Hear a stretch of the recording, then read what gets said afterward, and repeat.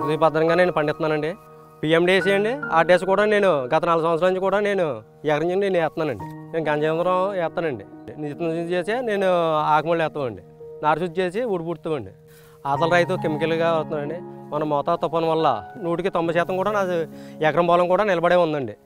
ఆతల రైతు కెమికల్ వాడతాడు కాబట్టి 100కి 100% కూడా అది డ్యామేజ్ అయిందని పడిపోయిందండి.